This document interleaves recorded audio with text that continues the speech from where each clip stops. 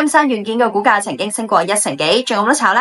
金山旗下嘅新 game 解限機7月2號全球公測，並且登陸各個遊戲平台，預約人數已經超過523萬，聲勢強勁。大摩預計，如果遊戲喺 Steam 全球暢銷榜排10到20位，今年有望為金山軟件貢獻5億元人民幣嘅收入。